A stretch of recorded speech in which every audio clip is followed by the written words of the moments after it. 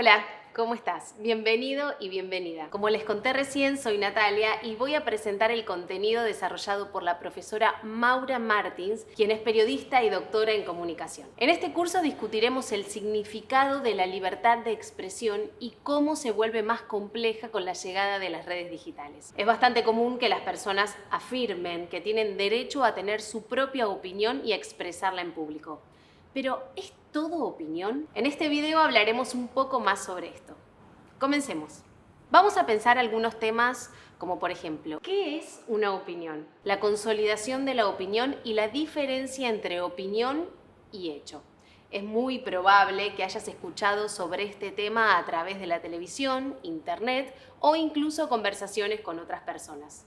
Hoy hay mucho debate sobre lo que significa el derecho a la libertad de expresión y hay mucha gente que cree que estamos viviendo un momento de control y censura de nuestras opiniones. Después de todo, si no puedo usar mi red social para decir lo que pienso sin correr el riesgo de tener una demanda de alguien que se sienta ofendido por ello, ¿significa que estoy siendo censurado? Bueno, para entender mejor de qué estamos hablando, conversemos sobre los conceptos de libertad de expresión para comprender dónde encaja la opinión en todo esto. Para empezar, dejemos claro que la libertad de expresión es un derecho establecido para todas las personas por ley en la mayoría de los países. Con base en el conocimiento de este derecho, es bastante común que se utilice para defender la iniciativa individual de dar a conocer discursos de carácter discriminatorio, racista, misógino y prejuicioso, con el argumento de que tenemos derecho a expresar nuestra opinión. Es importante aquí analizar algunas frases que suelen surgir en este debate. Uno de ellos dice así: el derecho a tener una opinión no significa el derecho a expresar una opinión.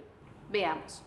¿Qué significa esto? Aquí podemos desarrollar varios puntos de vista. Para empezar, hablemos de lo que normalmente se entiende por opinión. Cuando buscamos en el diccionario encontramos distintas definiciones. La opinión tiene que ver con la forma de pensar, con el punto de vista de una persona. También tiene que ver con lo que uno piensa sin prueba ni verificación. También hay una explicación basada en el sentido común, es decir, la forma en que la mayoría de las personas dentro de un grupo tiende a pensar, casi automáticamente. Todo esto significa decir que la opinión puede entenderse como una creencia, una especie de conjetura o una conclusión a la que se llega sin mucho trabajo, en el sentido de hacer un esfuerzo por verificar lo que piensas. En este sentido, la opinión se posiciona en contra del hecho, aquello que sí se ha sometido a un método más certero, es decir, que ha sido probado, analizado e investigado. Veamos un ejemplo más concreto. Digamos que una persona cree que los orientales son inteligentes. ¿Es eso una opinión o un hecho? Para analizar esto necesitamos investigar.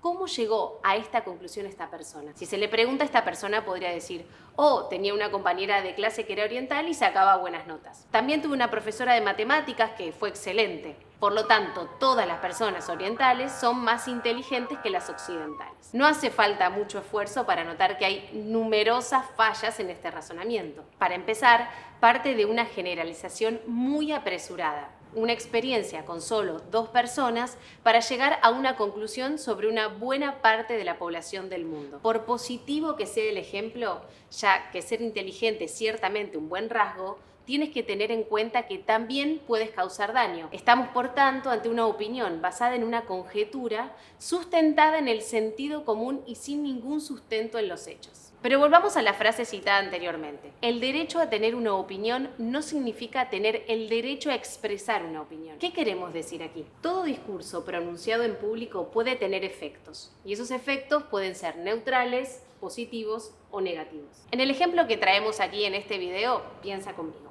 ¿Es posible decir que esta supuesta opinión puede tener efectos negativos? Cada vez que se repite tal opinión, el locutor colabora para que los orientales sufran algún tipo de prejuicio, como ser más acusado que otras personas o ser presionado para seguir algún tipo específico de carrera profesional. Recuerda que el prejuicio no siempre es algo negativo. Como sugiere la propia palabra, un prejuicio es algo que ya asumimos que sabemos incluso antes de conocer a alguien. Así que finalmente pensemos lo que hemos visto hasta aquí. Si la ley nos garantiza el derecho a expresar nuestras opiniones, eso no significa que no seamos responsables de ellas. Además, hay una ilusión en identificar la opinión como sinónimo de libertad, en el sentido de que solo somos libres cuando somos capaces de expresar nuestras opiniones. Pero piensa más profundamente. ¿En qué sentido es libre una persona que emite una opinión cargada de prejuicios? ¿No es posible considerar que quienes piensan así están atrapados por una manipulación hecha por discursos que buscan precisamente perpetuar situaciones que perjudican a ciertos grupos y favorecen a otros?